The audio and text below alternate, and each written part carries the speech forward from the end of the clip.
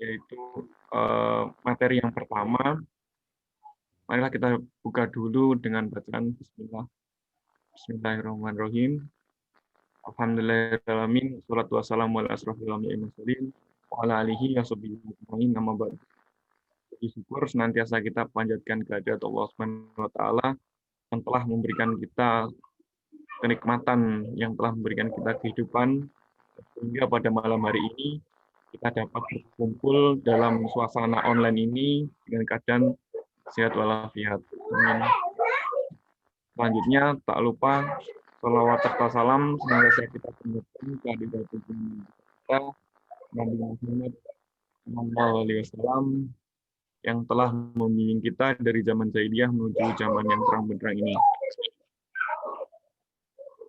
Untuk materi yang pertama yaitu tentang copywriting. Terus nanti ada materi konten juga. Mungkin bapak-bapak, ibu-ibu, dan saudara sekalian ada yang sudah paham tentang apa itu copywriting, terus nanti tentang konten kreator, tentang membuat konten itu seperti apa, yang mungkin bisa memberikan sebuah informasi atau knowledge dari produk kita yang kita jual nanti, atau bahkan nanti bisa mendatangkan traffic sehingga mendatangkan lead atau penjualan untuk produk kita atau toko online kita.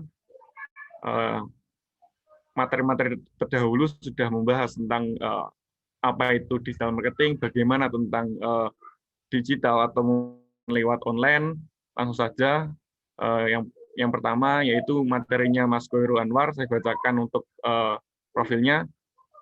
Tempat tanggal lahir Ngawi 21 April 1998, kewarganegaraan Indonesia, agama Islam.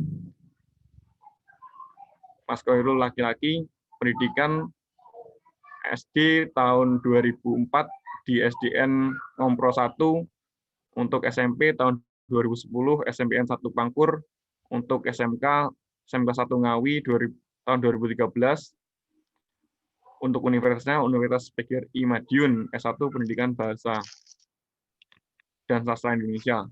Untuk pengalamannya yaitu online shop, sales kurban PKPU Human Initiative, organis tim trainer, Papito Wedding Organizer, manajer Kurva Media.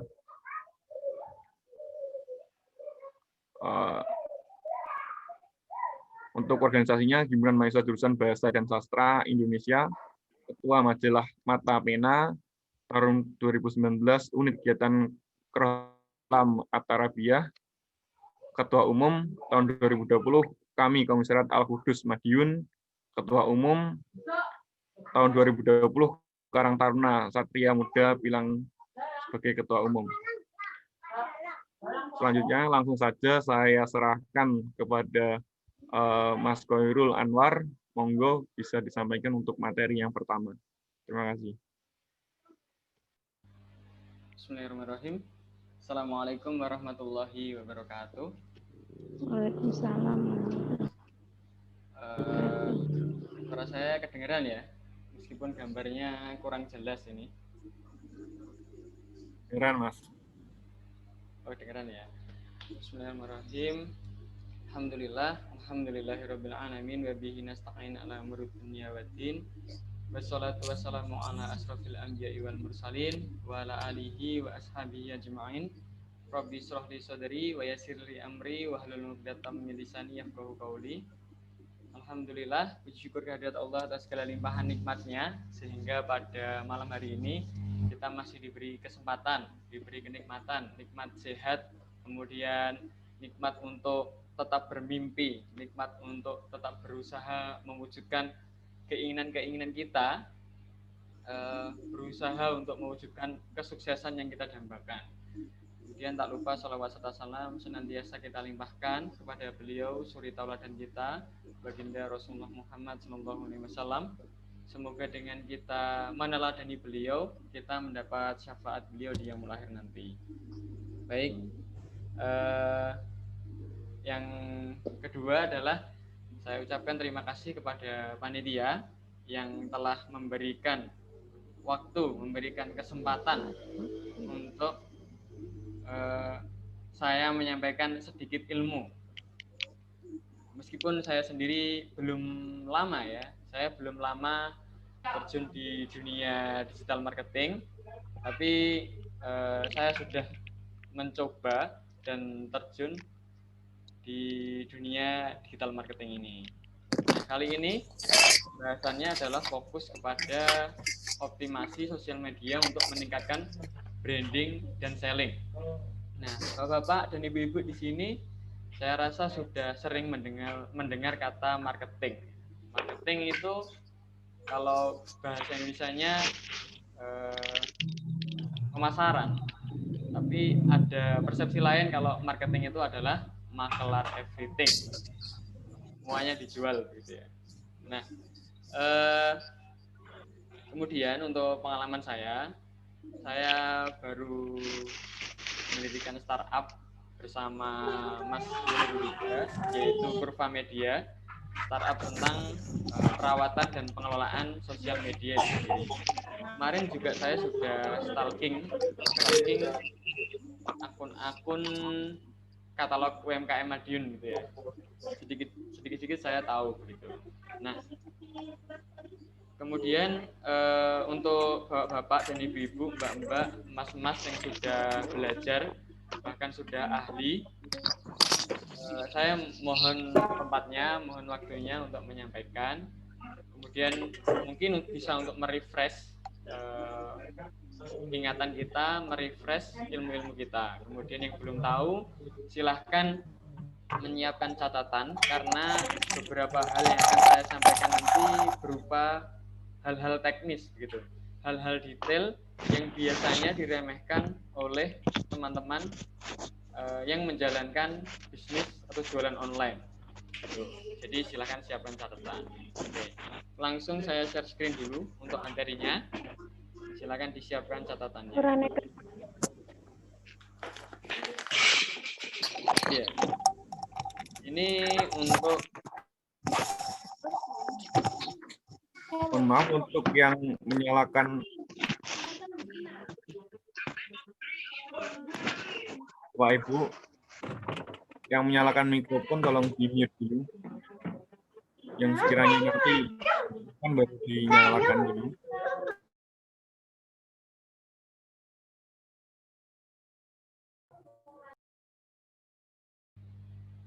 baik, mohon perhatiannya Bapak-bapak, Ibu-ibu, Mbak-mbak dan Mas-mas yang hadir pada forum malam hari ini. Semoga dari forum malam hari ini kita mendapatkan sesuatu yang bisa langsung kita terapkan dan menambah penjualan untuk produk-produk kita. Judulnya sesuai dengan yang ada di pamflet ya, optimasi media sosial dalam membangun branding dan selling UMKM. Nah, saya paparkan data terlebih dahulu. Untuk pengguna internet sendiri, pengguna internet itu sekarang di tahun 2020 ini adalah 60% penduduk bumi begitu. Jadi dari mulai anak kecil, anak SD, SMP, SMA, bapak-bapak, ibu-ibu, bahkan mbah-mbah menggunakan sosial media. Nah, terus jadi kemungkinan produk kita bisa dilihat oleh semua kalangan jika kita upload di sosial media salah satu produk kita. Nah, ini adalah salah satu quotes, saya lupa quotes dari mana ya. Bisa jadi bukan karena produkmu yang tidak dibutuhkan, namun karena strategi pemasaranmu yang kurang menjual. Jadi kita jualan di bidang kuliner, jualan di bidang elektronik, jualan di bidang jasa. Itu sebenarnya produk kita bagus, produk kita itu dibutuhkan banyak orang, produk kita bermanfaat. Tapi kenapa penjualannya masih kurang? Bisa jadi bukan karena produknya yang tidak dibutuhkan, tetapi karena strategi pemasarannya yang kurang. Ini dia datanya tadi. Mengapa perlu jualan di sosial media? Karena 60% penduduk bumi menggunakan internet. Yang kedua, 3,8 miliar orang penggunanya adalah sosial media. Sosial media ada Facebook, YouTube, Instagram, kemudian Twitter, dan masih banyak lagi. Dan 3 platform besar adalah Facebook, YouTube, dan Instagram. Kalau Facebook 2,5 miliar akun Facebook.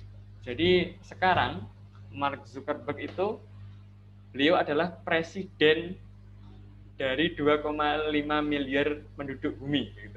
Tapi presiden di Facebook. Kalau di dunia nyata beda lagi. Tapi setidaknya beliau memimpin dunia maya, memimpin Facebook itu sendiri, memimpin 2,5 miliar orang gitu.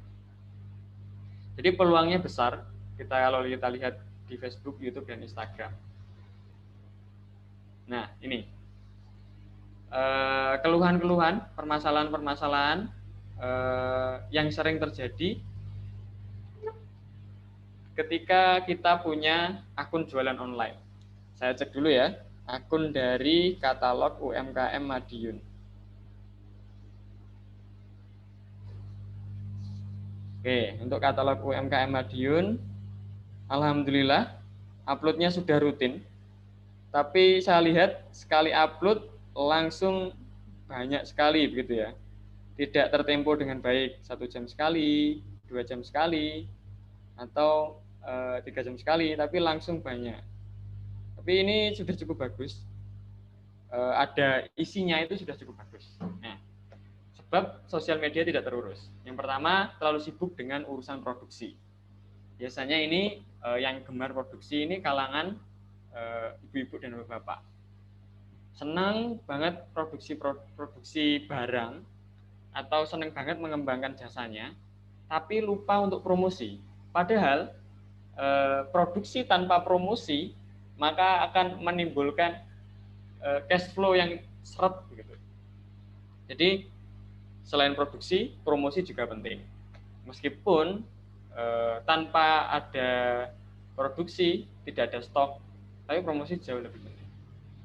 Yang kedua adalah fasilitas untuk optimasi sosial media belum memadai. Ada keluhan, seringnya ini HP-nya kentang, HP-nya belum mencapai standar, sering hang, buat browsing susah, buat upload lemot. Nah, itu harus diatasi segera, karena itu menghambat. Nah, karena memang butuh modal handphone ya. Handphone sekarang murah-murah, bagus-bagus, apalagi bisa kredit, segeralah dioptimasi, segeralah untuk fasilitasnya dinaikkan. Kemudian, kurangnya keterampilan manajemen sosial media. Ini, keterampilan ini tetap bisa diasah ya, Bapak-bapak dan Ibu-ibu. Untuk misalkan belajar copywriting, bisa diasah. Tinggal cari di YouTube, diketik aja, mulai sekarang. Diketik di YouTube bagaimana membuat copywriting, bisa. Terus cara biar kontennya viral, cara desain, cara bikin hashtag di konten, bisa diketik aja di YouTube, nanti muncul banyak tutorialnya. Kalau saya belajar tentang copywriting dan hashtag kemudian konten itu memang ada kelas berbayar. Jadi lebih intens seperti itu dan lebih detail. Dan yang keempat adalah bingung memulai dari mana. Dari keempat sebab sosial media tidak terurus ini, kita akan mengatasi 2 sebabnya.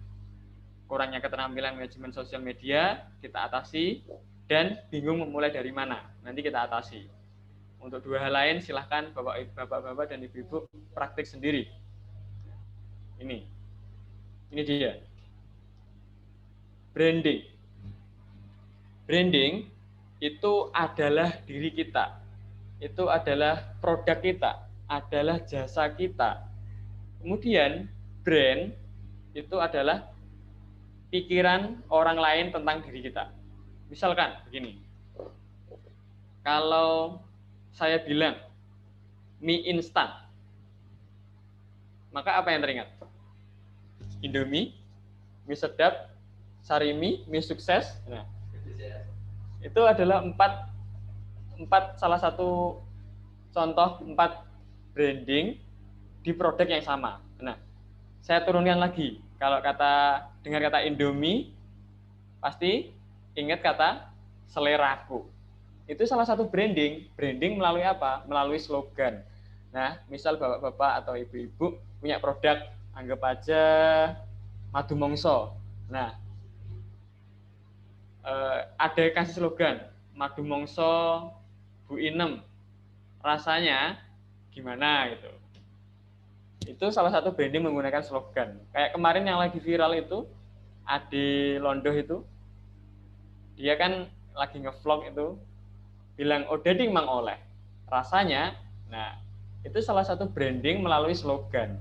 Nah, branding itu ada banyak. Salah satunya melalui slogan. Ada juga melalui branding melalui logo. Kalau ingat logo centang begitu, logo centang itu pasti ingat merek sepatu Nike. Nah, itu branding melalui visual, melalui logo. Nah, ada lagi 3 garis. Nah, itu identik dengan brand Adidas. Kalau ada logo biru, kemudian tengahnya ada huruf F, ingat apa? Facebook. Nah, itu adalah salah satu branding. Branding adalah produk kita, kemudian brand adalah pikiran orang lain tentang diri kita. Maka mulai sekarang silahkan diidentikan produk Bapak Ibu dengan logo atau dengan slogan dulu. Itu dulu. Berikutnya ini, tujuan branding dan selling.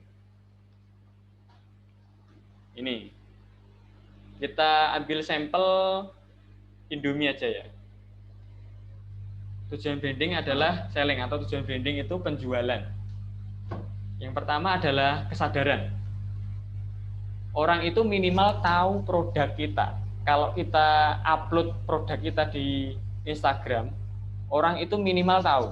Ketika nyari, misalkan produknya madu mongso, diketik madu mongso Bu Inem atau madu mongso, maka setidaknya produk kita itu tampil. Orang itu sadar akan produk kita ada di market. Yang kedua, setelah kesadaran adalah kepahaman. Karena orang tadi sering ngetik, sering ngeklik, sering mencari di sosial media, akhirnya sering melihat produk kita. Bisa jadi, kalau tampilan kita bagus, orang akan ngeklik produk kita. Setelah diklik, maka orang akan membaca, oh ternyata madu mongso Bu Inem itu, ini ya beda ya, kemasannya bagus. Oh ternyata bisa delivery order ya. Oh ternyata ready. Oh ternyata nggak harus nunggu. Nah, itu akhirnya mereka paham pelayanan kita atau fitur kita bagus. Berikutnya, setelah ada kepahaman, sebentar saya buka chat dulu. Oh ya, setelah ada kepahaman, orang itu beli, orang itu tertarik melihat desain kita, melihat konten kita, melihat copywriting kita. Orang itu tertarik untuk membeli. Nah, ini jual beli sistem apa namanya? Sistem jual beli yang promosinya tidak pernah luntur di Indonesia adalah getok tular. Dari mulut ke telinga, mulut ke telinga. Orang setelah beli itu biasanya akan ngomong ke temennya, kemarin sambil pamer gitu ya, kemarin aku habis beli ini loh. Terus pamer lagi ke temennya, aku habis beli ini loh. Akhirnya temennya tahu, temennya pengen, akhirnya merekomendasikan. Nah, di fase nomor 4 dulu, ketika orang setelah beli, bagaimana caranya agar orang itu sering beli?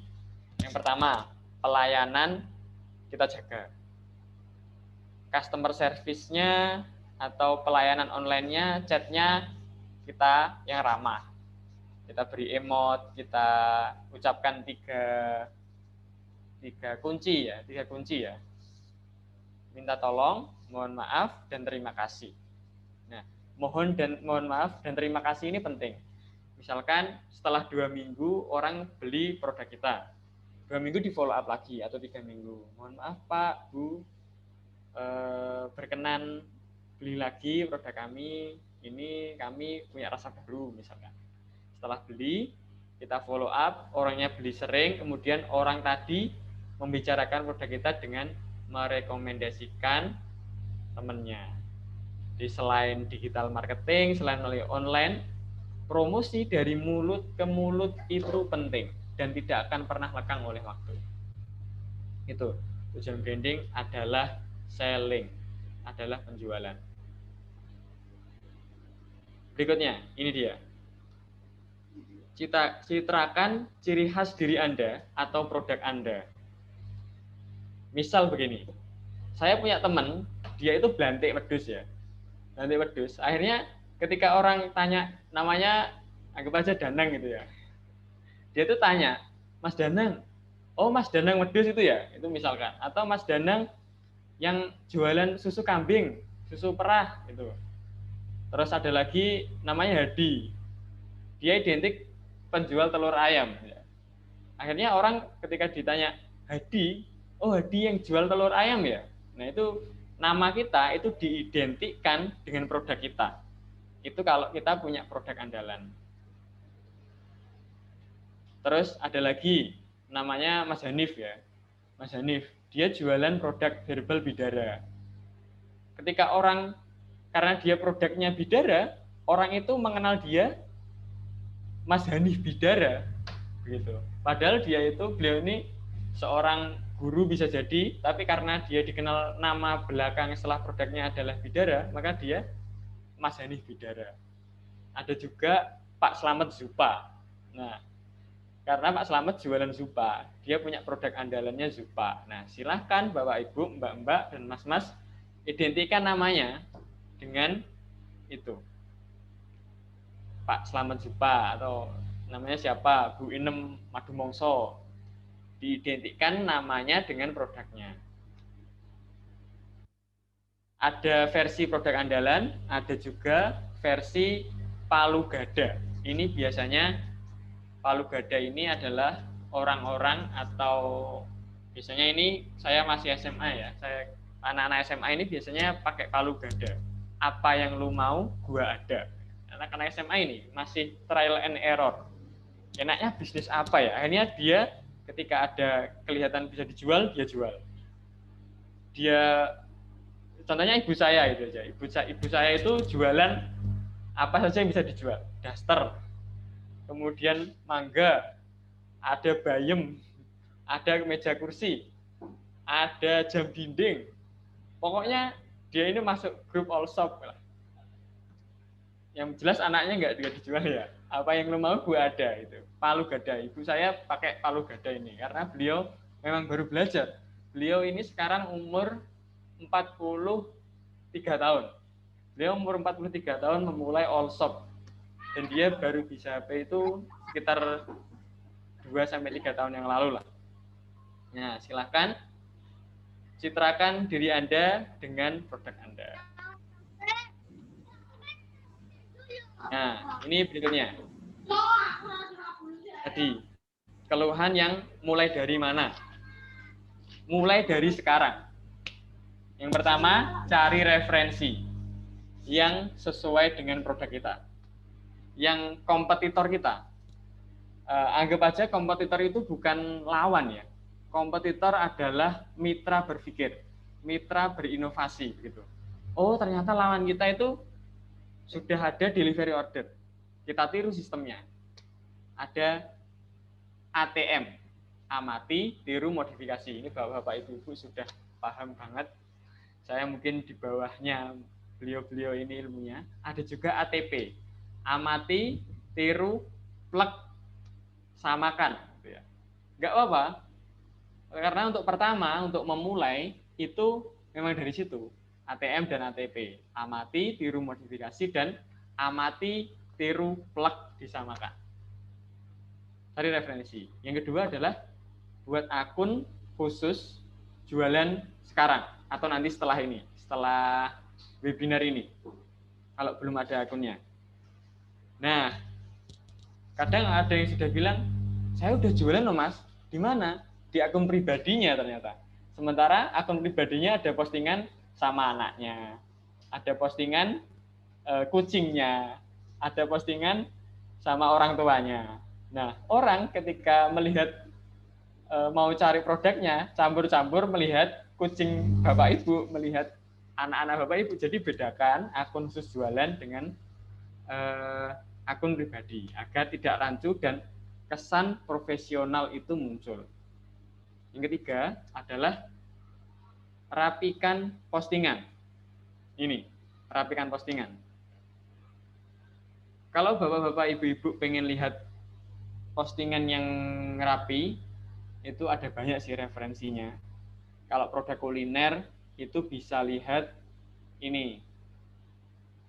Bisa lihat ayam panggang Banjarjo, kemudian geprek juara, ada juga Zupa Sup, itu udah rapi. Itu bisa dicek bagaimana merapikan konten itu sendiri. Terus Bruder Cokro itu juga sudah lumayan rapi, referensi di Bruder Cokro itu lumayan rapi. Cuma postingannya masih sedikit. Jadi ketika orang melihat itu kok isinya sedikit gitu. Terus ini ya, saya share pengalaman aja buat akun khusus jualan ini. Jadi saya itu baru di wisuda bulan Oktober tanggal 20 berapa ya? 20-an. Baru di wisuda tanggal itu. Kemudian sebelum wisuda saya sidang skripsi dulu. Nah, ketika sidang skripsi biasanya kalau orang-orang anak-anak S1 itu pakai selempang wisuda itu ya. Ada namanya, kemudian ada gelarnya, SPD, SE, SM itu. Nah, saya itu iseng-iseng bikin akun jualan, terus saya posting selempang tadi. Dan ternyata alhamdulillah sampai sekarang akun jualan selempang itu tetap jalan. Padahal saya ambil selempang itu dari Shopee. Jadi saya beli selempang di Shopee, saya jual di Madiun. Padahal dari iseng-iseng saya pengen jualan. Nah, saya di SMA dulu juga gitu. Saya iseng-iseng beli ini, casing HP, casing. Kemudian saya tanya, Mas, ini bisa dijual lagi nggak? Harganya berapa kalau dari Mas? Akhirnya saya bikin akun jualan, casing. Dan alhamdulillah casing itu bisa ini menambah uang saku lah. Kalau anak-anak SMA punya uang saku sendiri udah cukup bangga lah. Orang tua pun merasa ini udah seneng anaknya bisa jualan. Nah, itu awalnya iseng-iseng bikin akun jualan dari saya beli sendiri. Nah, silahkan buat akun jualan terpisah dari akun pribadi mulai sekarang. Yang ketiga, rapikan postingan tadi. Nah, di postingan ini disarankan untuk tidak semuanya berisi postingan produk. Misalkan kalau di Instagram kan ada 3 itu, tiga deret. Itu deret pertama atau paling kanan bisa diisi postingan produk. Deret yang tengah bisa diisi quotes motivasi, entah itu motivasi Islami, motivasi pengusaha bisa di tengah. Dan yang kiri adalah misalkan testimoni produk dari pelanggan, atau soft selling, atau tips seputar produk, itu bisa. Jadi ada 3 jajar itu bisa dimaksimalkan. Wah, waktunya tinggal sebentar lagi. Nah, yang keempat adalah setelah bikin akun, ada postingan, kita follow orang sesuai target market kita. Anggap aja begini. Misalkan kita pengen jualan jualan anggaplah roti begitu ya. Jualan roti atau jualan keripik. Nah, target marketnya kalau keripik kan rata-rata umur 20 ke atas. Nah, caranya kita follow dulu. Misalkan kita pengen jualannya di Madiun, umur pembelinya 20 ke atas, dan kita bisa COD.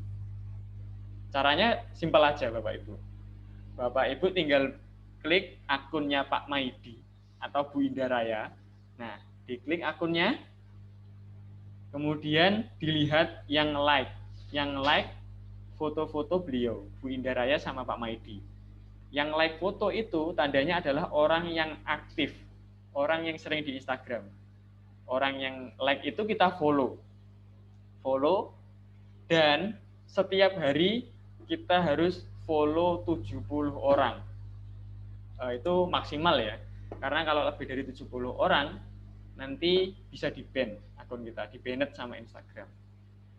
Selain tadi ada tokoh politik, Pak Maidi, Bu Indah Raya, bisa juga akun-akun kampus. Misalkan ketik saja Unmer atau Unipma. Kita lihat konten yang paling atas. Nah, yang like siapa? Nah, yang like itu kita follow. Follow itu fungsinya apa? Untuk minimal kita menyapa pelanggan. Menyapa. Akhirnya kan kalau kita follow, pelanggan melihat ini jualan apa, akhirnya diklik. Bisa jadi di follow back. Kalau nggak di follow back nggak masalah, kita nggak rugi. Yang penting kita ada pengenalannya. Ini 4 langkahnya. Kemudian ini dia komponen konten. Ada 5 komponen. Ada copywriting, ada foto produk dan desain, kemudian ada kontak person, kemudian ada harga dan lokasi. Copywriting dulu kita bahas. Copywriting ada hard selling, ada soft selling, ada storytelling. Hard selling biasanya begini.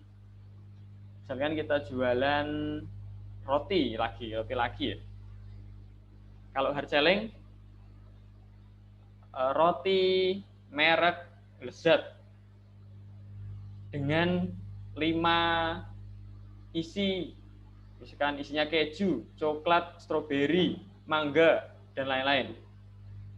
Rasanya mantap, ayo dibeli. Nah, itu hard selling.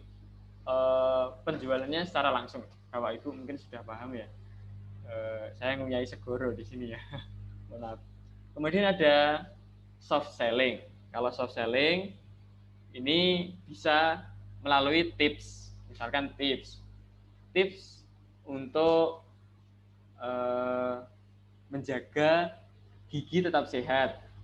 Misalkan kita jualan ini ya, jualan siwak, jualan siwak. Menjaga gigi tetap sehat. Yang pertama adalah dengan gosok gigi sebelum tidur. Yang kedua, mengurangi makan makanan manis atau mengandung gula. Kemudian yang ketiga adalah bersiwak. Nah, siwak bisa menjadi solusi untuk gigi sehat Anda. Nah, awalnya kita bicara tips, ujung-ujungnya jualan. Ini soft selling. Ada juga storytelling. Storytelling ini bercerita ya. Misalkan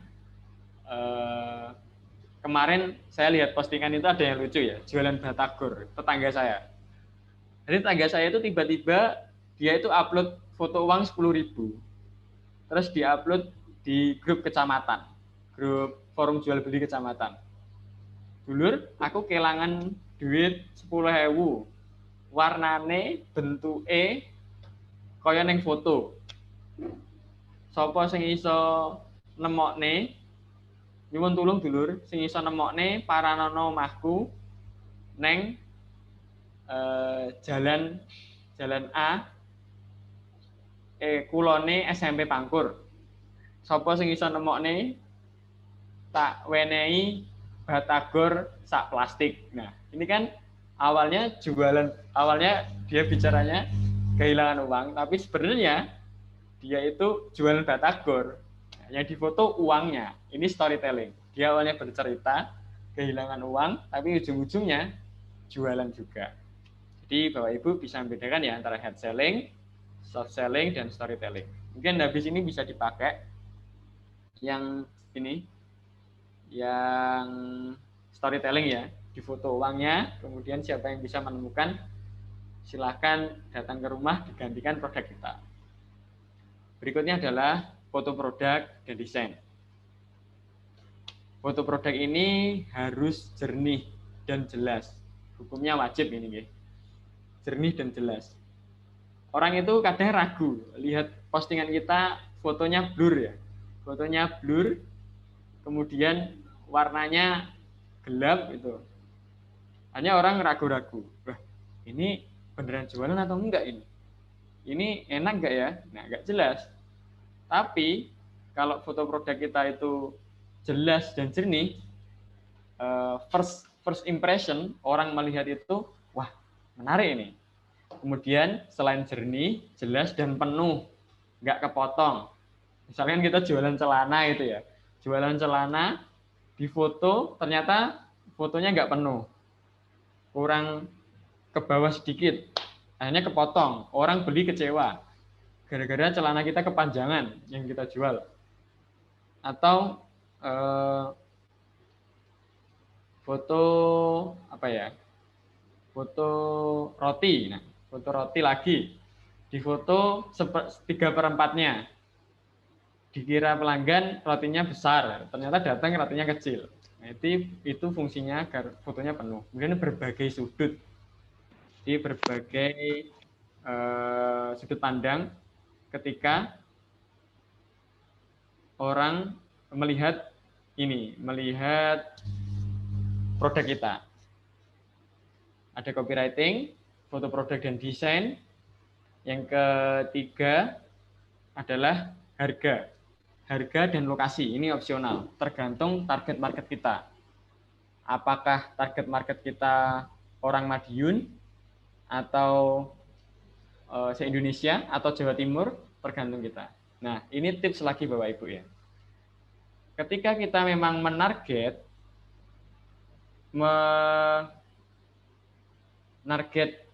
market kita orang Madiun, maka diusahakan nama akun Instagram kita ada kata-kata Madiunnya.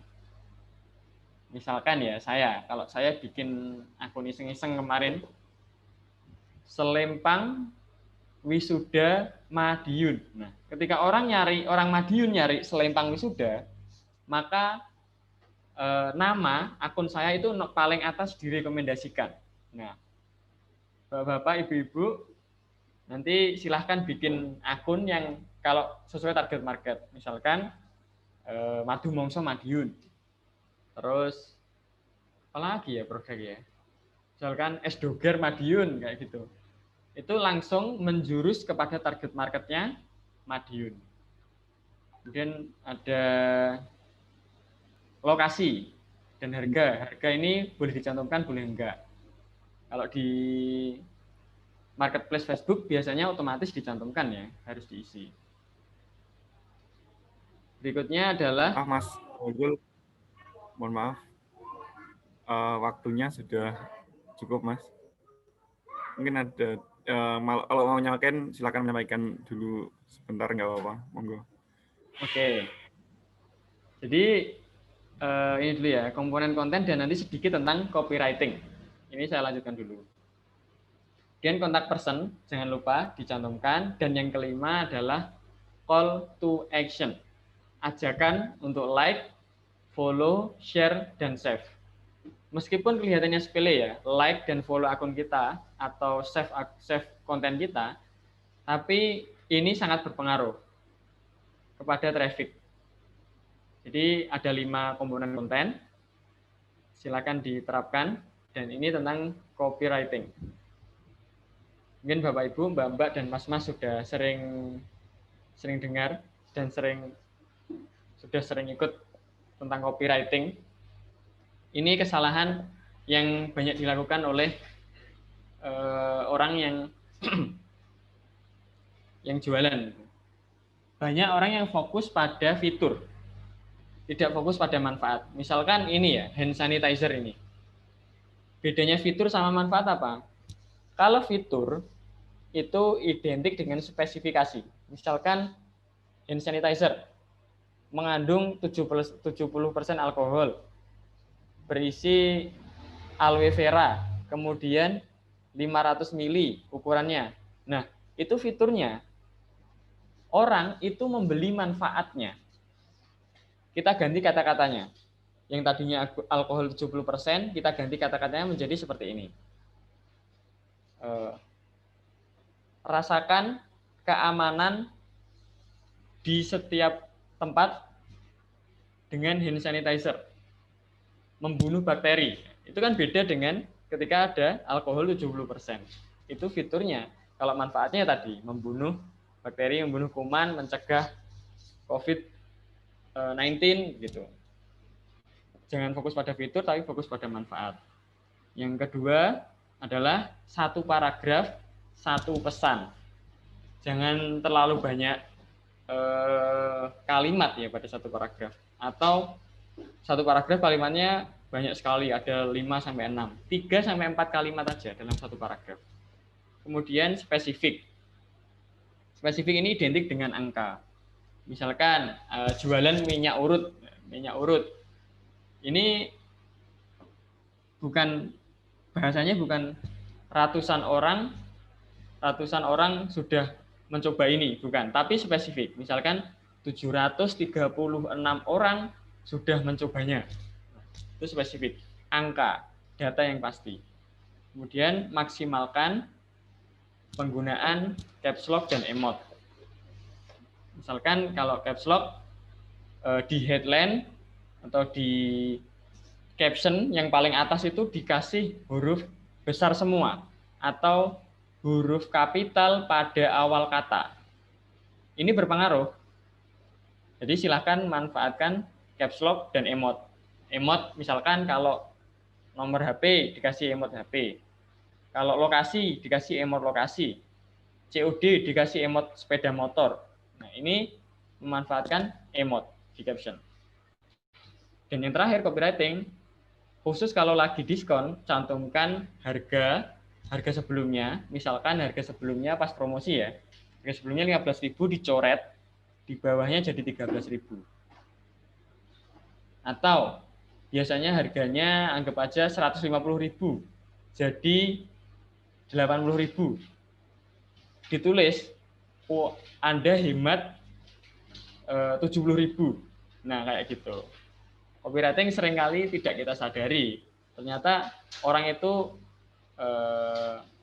tertarik karena hal-hal sepele seperti ini. Nah, berikutnya terakhir adalah struktur caption. Ini yang paling penting di Instagram ya. Yang pertama adalah headline. Tolong diingat-ingat, ketika menulis caption, headline dan isi itu dibedakan, dikasih enter. Headline itu usahakan untuk caps lock-nya huruf kapital pada setiap awal kata, kemudian tidak lebih dari 6 kata. 6 kata aja ya. Kalau lebih dari 6 kata, orang bacanya ribet. Jadi tidak lebih dari 6-8 kata lah. Headline. Headline. Mas Khairul, tolong dipercepat.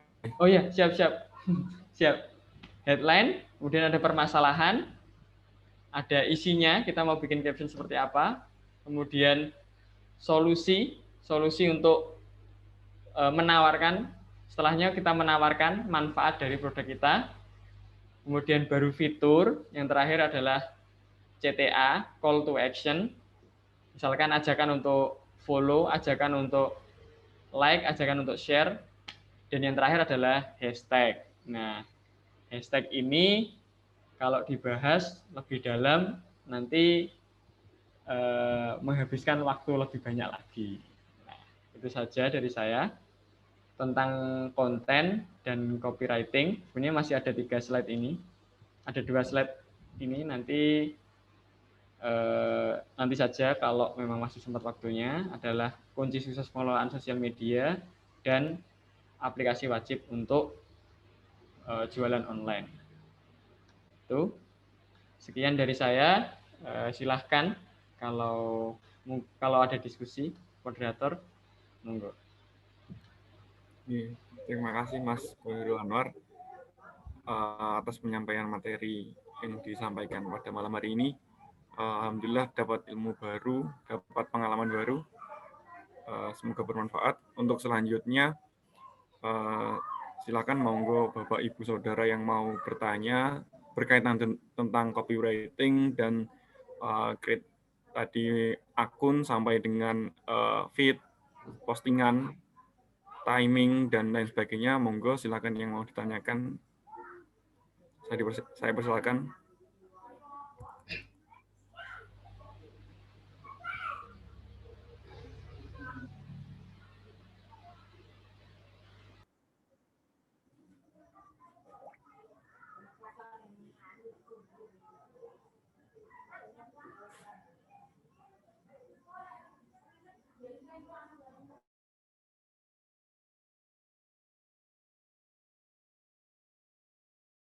Tanya.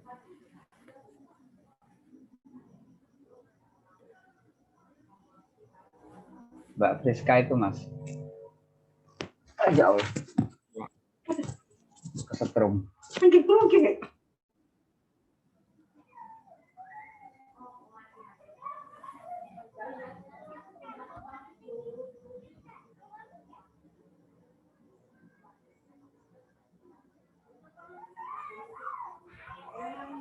Mbak Friska resen itu, Mas. Pripun, Pak? Ada yang resen itu, Mas.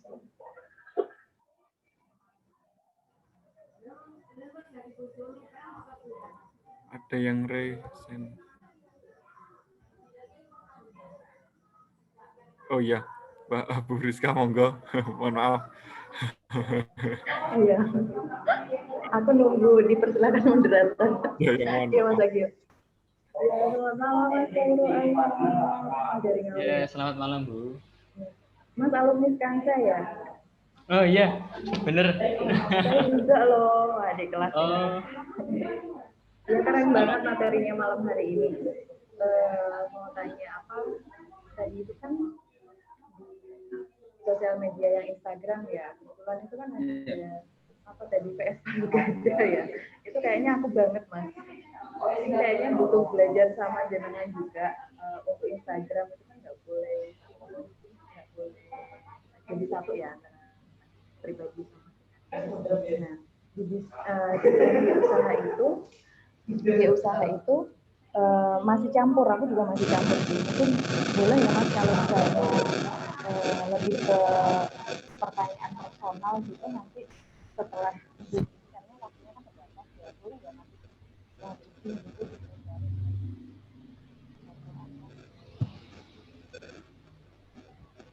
sama untuk Bu Rizka, suaranya nggak kedengaran nih. nggak kedengeran ya? Halo? Nah, oh udah. iya, baru kedengeran. Maaf, lagi di tempat umum soalnya. Iya, silakan. Udah, tadi nggak kedengeran berarti saya ngomong. Belum. Ya Allah. Ya udah deh, saya ulangi.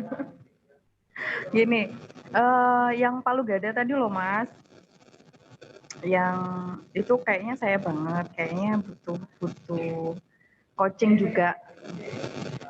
Boleh ya, mohon izin selesai Zoom ini mungkin bisa dibantu untuk sharing gitu.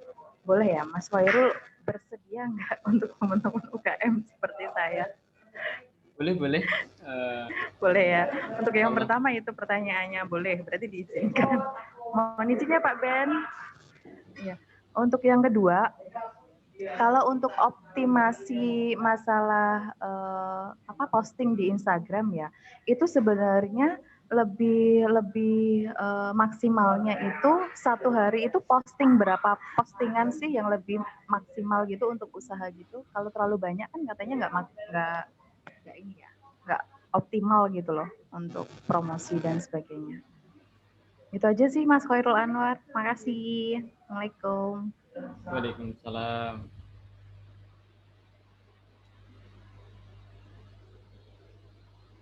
Mas Agil ini langsung dijawab ya? Oke, Mas Khairul, monggo langsung dijawab Oh, aja. baik.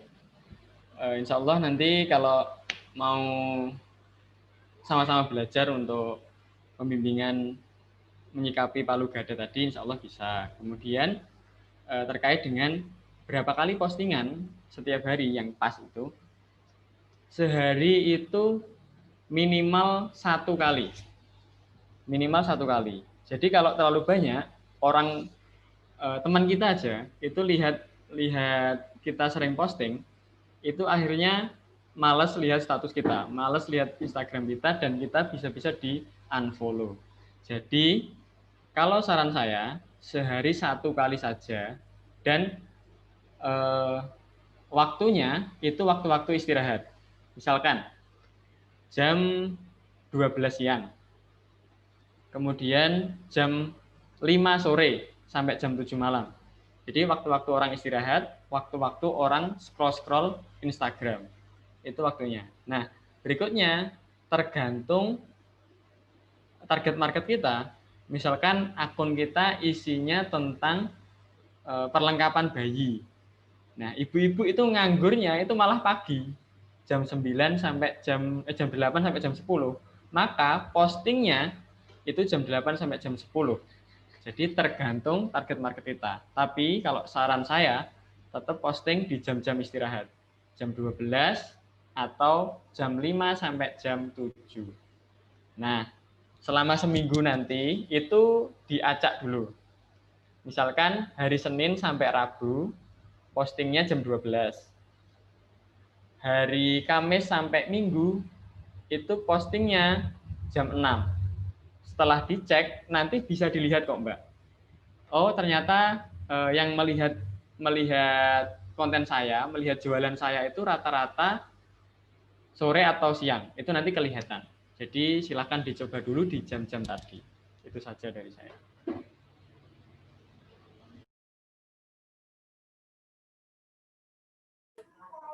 Iya, terima kasih Mas Khairul untuk jawabannya tentang timing waktu yang tepat untuk upload tadi. Mungkin ada yang mungkin Bu Friska ada feedback lagi atau ada yang mau bertanya. Terima kasih. Ya, sama-sama, Bu.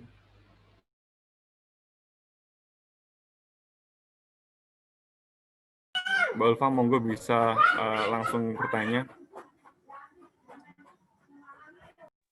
Terima kasih Mas Agil. Selamat malam Mas Khairul. Selamat malam, Bu. Saya mau bertanya Mas masalah optimasi Instagram ya.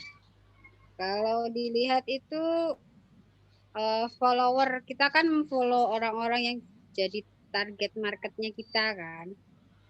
Nah, kadang itu ada yang beli follower kayak gitu loh Mas. Nah, itu seandainya kita beli follower itu bisa dikatakan aktif nggak followernya? Gini maksud saya,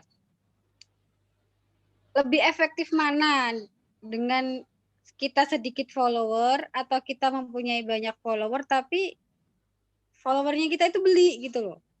Kan saya pernah tahu tuh ada yang menawarkan kan ngiklan gitu loh, beli follower sekian ribu dapat sekian follower kayak gitu loh Mas. Itu efektif mana sih, kita beli follower atau orang yang follow kita dengan kayak gitu loh? Yang saya tanya. Baik. Teman saya yang nanti akan mengisi itu ya. Atau Mas Munirul atau bukan ya? Udah. Enggak. Maksudnya nanti teman saya pernah beli follower. Itu sekitar kalau nggak salah 100 sampai 500. Nah, itu setelah 3 hari itu berkurang. Setelah seminggu itu tinggal beberapa saja. Jadi beli follower itu menurut saya tidak efektif karena hanya kuantitas dan mereka belum tentu target market kita. Lebih baik kalau saya ngeklik atau follow akun-akun yang aktif yang menyukai tokoh-tokoh tadi atau menyukai postingan-postingan instansi yang tadi. Misalkan kayak Pak Maidi tadi, misalkan target kita orang Madiun begitu ya. Kayak yang menyukai kontennya Pak Maidi, kita follow. Itu lebih efektif karena kemungkinan besar yang nge-like itu bukan robot. Yang nge-like itu benar-benar manusia dan benar-benar kemungkinan besar adalah orang Madiun, target market kita. Kalau misalnya target market kita Madiun ya, tapi kalau luar Madiun bisa, misalkan provinsi dulu, kita Bu Khofifah, atau Indonesia, Pak Jokowi, atau produk kita ramah lingkungan. Maka ketika aja akun-akun yang isinya menyerukan buang sampah pada tempatnya itu, orang yang nge-like, kita follow. Jadi saran saya lebih efektif untuk organik atau kita follow manual. Itu follower kita ya Mas ya. Jadi misalkan follower kita cuma 100, itu kan termasuk banyak menurut saya. Tapi itu ada gitu loh, daripada kita beli follower 500 ya gitu loh. Berarti lebih efektif yang follower organik itu tadi ya? Ya betul, lebih efektif follower organik. Terima kasih Mas. Cukup Mas Agil, itu aja yang saya tanyain. Ini Mbak. Sama-sama. Mas Khairul izin ngasih informasi boleh nggak Mas? Boleh, silahkan. Saya juga ada mungkin ada sedikit perbedaan, mungkin saya punya trik yang berbeda ya Mas ya. Mungkin begini, tadi kan menyarankan Mas Khairul 70 follower, 70 following atau setiap hari follow 70 akun. Itu kalau lebih dari itu disangka bot sama algoritmanya si Instagram. Tapi gini, kalau saya sendiri sudah nyoba sendiri dan saya masih menggunakan itu, saya kebetulan juga memakai Instagram dan punya produk juga. Di situ saya follow akun terkait sama kayak Mas Khairul tadi, follow akun yang terkait kita, yang afiliasi sama produk kita. Nah, itu yang aktif tentunya, yang like itu mungkin jangka waktu saya biasanya jangka waktu 3 menit atau mungkin sampai 1 jam, 1 menit sampai 60 menit. Nah, itu saya maksimalnya bisa sampai 250, tapi nggak ke-ban. Nah, itu ada caranya, yaitu follow-nya jangan dari atas. Jadi follow akun itu jangan dari atas ke bawah, tapi follow-nya dari bawah ke atas. Nah, itu kalau dari atas ke bawah itu disangka bot. Kalau dari bawah ke atas, insya Allah dari algoritmanya si Instagram, insya Allah aman. Saya soalnya udah praktek sampai sekarang masih pakai juga. Nah, untuk berkaitan sama yang apa itu sama beli tadi, lah itu sebenarnya digunakan untuk mancing. Itu biar kita social proof atau mungkin bisa dikatakan kita punya kelihatan bagus gitu. Jadi social proof-nya dapat. Nggak mau beli ya pakai organik, tapi lumayan lama. Kalau beli kan terkesan orang lihatnya, ini followernya banyak, pasti produknya bagus. Nah, seperti itu. Mungkin itu mungkin cukup Mas Khairul ya Mas ya. Selanjutnya lanjut ke materi yang berikutnya. Untuk Mas Khairul sudah menyampaikan tentang materi yang disampaikan tadi. Selanjutnya materi yang kedua, Mas Munirul Huda, saya bacakan tentang profilnya, yaitu tempat lahir Madiun, tanggal 29 November 1997, warga negara Indonesia,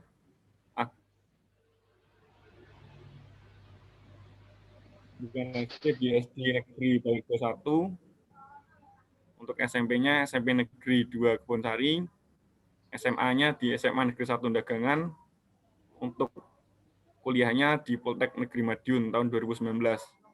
Selanjutnya untuk organisasi itu di Ekstra Seni SMN 1 Dagangan, selanjutnya di Bantara Pramuka SMN 1 Dagangan, himpunan mahasiswa sebagai anggota divisi keilmuan dan koordinator divisi PSDM. Selanjutnya di unit Rohanian Agama Islam atau PNM, itu koordinator ketakmiran.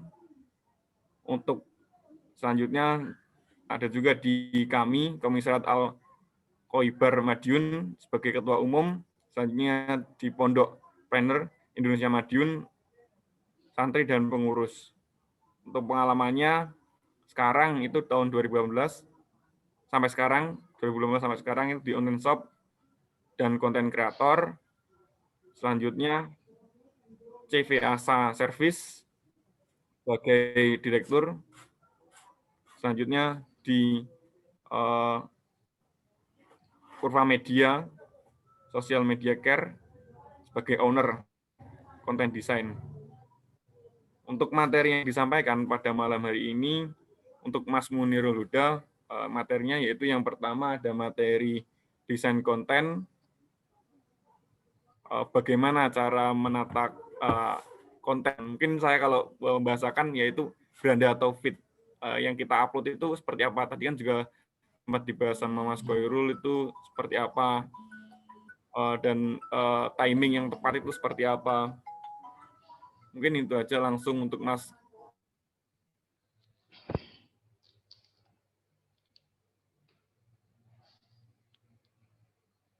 Ya, sudah ya. Suara saya masuk deh ini. Masuk ya? Masuk, Mas Munir. Ya. Baik ya, bismillahirrahmanirrahim. Assalamualaikum warahmatullahi wabarakatuh.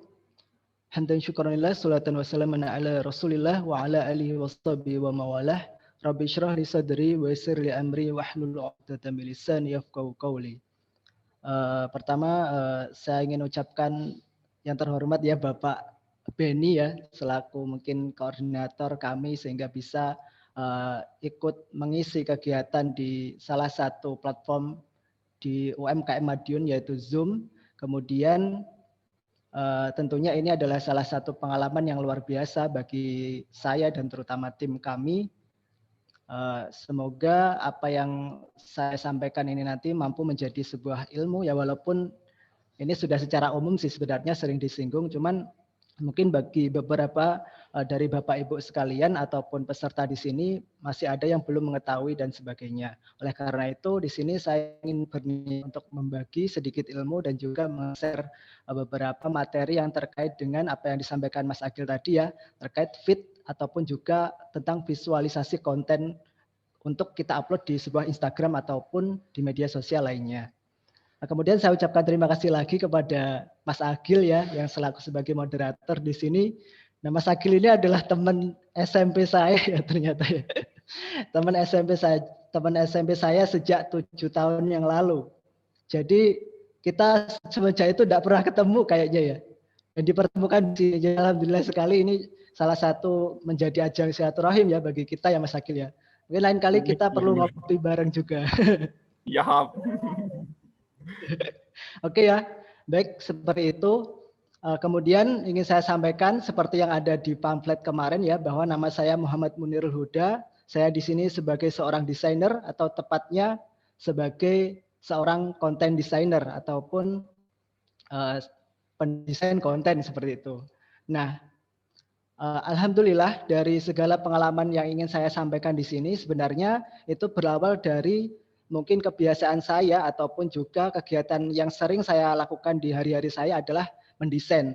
Ya, selama ini alhamdulillah hampir setiap hari saya selalu mendesain konten-konten ataupun pesanan-pesanan dari klien saya, terutama itu bergerak ataupun desain-desain yang diinginkan oleh klien seperti feed dan juga ilustrasi konten-konten yang ingin diangkat di media sosial.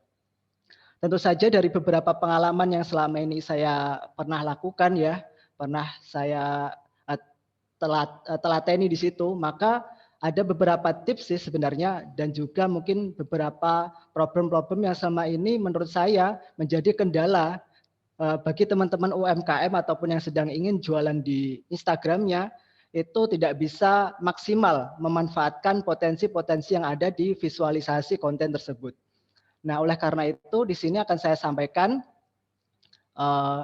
dari materi-materi yang mungkin menurut saya pribadi ini sifatnya sangat membantu. Ini boleh ditampilkan PPT-nya Mas Khairul. Bentar, tunggu dulu. Oh iya.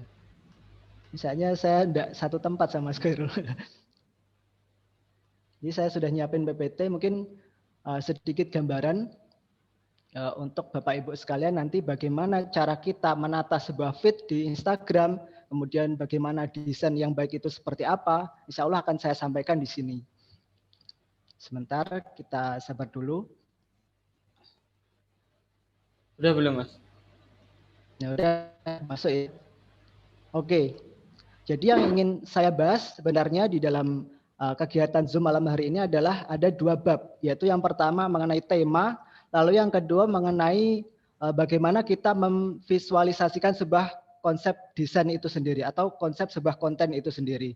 Nah, di sini saya ingin membahas yang pertama dulu tema ya, nanti kalau waktunya masih cukup kita bahas juga visualisasi konsep kontennya. Nah, kenapa saya bicara tema di sini? Di sini ada sebuah gambar ya, yang dimana di sampingnya itu ada gambar susunan sebuah feed ya, ataupun sebuah konten-konten yang didesain ataupun itu untuk sebuah upload setiap hari. Nah, Bapak Ibu atau teman-teman sekalian bisa melihat di dalam konten di sini itu mereka itu sangat seragam ya, dari postingan 1, postingan 2 dan 3 sampai ke berapa ini? 12 ya. Maka di sini setiap kontennya itu sangat seragam dan juga memiliki ciri khas, dan kemudian dari semua ini ketika kita bisa menyimpulkan maka di sini sudah membentuk sebuah tema. Nah, bagaimana kita mau menyusun sebuah tema yang baik? Maka ada beberapa aspek ya ataupun poin-poin yang telah saya rincikan, telah saya bagi di sini. Yang ini menurut pengalaman saya pribadi ya tentunya yang bisa kita rinci dan kita siapkan satu persatu sehingga nanti tema itu mampu tersusun sehingga lebih kompleks dan bisa mengena lebih ke target market kita. Karena dengan adanya konten ataupun adanya visualisasi tema seperti ini, seorang klien itu ketika melihat Instagram kita berkunjung, mereka itu sebelum membaca, misalnya membaca judul nama Instagramnya, sebelum dia tahu produknya, dengan dia masuk dan melihat gambaran secara gamblang ya di situ, ada warna hijau, ada bagaimana karakter temanya seperti itu. Maka dari situ klien itu ataupun customer bisa saja dia bisa menyimpulkan mana sih sebenarnya perusahaan ini. Nah, apakah dia ini bergerak di bidang kuliner, apakah dia ini bergerak di bidang mungkin kesehatan dan lain sebagainya, maka dari sini itu sudah bisa kita rumuskan. Jadi klien itu tidak perlu bingung-bingung lagi mikir, ini sebenarnya akun apa sih, nggak jelas kayak gini. Nah, tidak seperti itu. Nah, oleh karena itu pentingnya kita membuat sebuah tema. Nah, lanjut next Mas Khairul. Tentunya dengan kita membuat sebuah tema, maka klien ataupun calon pelanggan kita itu akan semakin percaya. Ya seperti yang disampaikan Mas Agil tadi, selain follower yang banyak, tentunya postingan yang sangat rapi, yang baik, tertata itu akan meningkatkan social proof-nya. Jadi seperti itu. Nah, ini faktor yang paling utama. Yang paling pertama adalah skema warna. Ya, warna merupakan elemen yang penting dari seni visual. Warna akan menunjukkan sifat dan mood dari sebuah entitas. Nah, Bapak Ibu sekalian, Tuhan itu ataupun Allah ya menciptakan kita, menciptakan tubuh kita ini ada sebuah indera yang luar biasa. Salah satunya adalah mata, di mana selain mata ini difungsikan untuk melihat yang baik-baik gitu ya, maka Allah itu mengizinkan kita untuk melihat bagaimana keindahan alam semesta ini, keindahan dunia ini ya. Selain mungkin mengenai seperti pemandangan, pantai, ataupun gunung, kemudian pelangi, dan lain sebagainya. Maka dengan adanya warna ini, bisa jadi itu memicu sebuah psikologi kita yang dimana akan menghadirkan rasa senang, rasa sedih, dan lain sebagainya. Anggap saja misalnya, seandainya pun kita tidak dikasih warna gitu ya misalnya, pandangan kita itu hanya bisa melihat hitam putih saja. Maka di sini tentu kita itu akan merasa suram sekali gitu. Hidup di dunia ini rasanya suram sekali gitu kalau misalnya tidak ada warna. Yang kita lihat hanya hitam putih. Bahkan nanti bisa-bisa berdampak pada psikologi kita hingga kita nanti merasa sedih dan galau ataupun nanti depresi dan lain sebagainya. Maka faktor warna ini menjadi penentu setiap mood seseorang. Jadi yang ingin saya sampaikan di sini, Bapak Ibu semua yang bergerak di bidang UMKM, yang punya produk ataupun jasa di situ, maka jangan sampai salah memilih warna. Karena di setiap warna itu ada makna-makna sendiri. Nah, ini adalah pertanyaan ya, kenapa perusahaan kuliner mayoritas selalu identik dengan warna merah atau kuning atau coklat? Ya, perusahaan kuliner itu selalu mengidentikan warnanya itu dengan warna merah, kuning, kalau enggak itu coklat. Pasti dipadukan dari ini. Kira-kira Bapak Ibu semua ada yang tahu enggak jawabannya? Mungkin ada yang mau jawab di sini?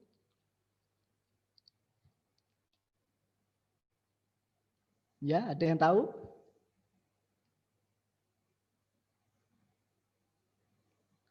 Oke ya, mungkin tidak tahu ya. Kenapa dari perusahaan kuliner itu selalu identik dengan warna merah, kuning ataupun coklat? Nah, di sini ternyata ada fakta unik terkait sebuah warna. Bahwasanya menurut sebuah penelitian, warna merah, ya, warna kuning dan warna coklat itu ketika dipadukan dengan sebuah produk kuliner ataupun makanan, maka dia akan memicu perasaan seseorang itu untuk menghadirkan rasa naiknya nafsu makan. Jadi bisa jadi seseorang itu ketika dia melihat sebuah produk makanan, kemudian ada tambahan warna merah dan kuning, dia itu merasa lapar gitu, merasa ingin beli, merasa makanan ini terlihat enak sekali gitu. Jadi ini adalah faktor yang sangat penting ketika Bapak Ibu semua ingin brandingnya atau produknya itu dikenal banyak orang dan diingat, dan terutama bisa masuk ke hati seseorang sehingga produk itu bisa ingin dibeli seseorang, seperti itu. Nah, di sini ada gambaran terkait warna ya, ada hitam, putih, merah. Di sini ada makna-makna yang disampaikan.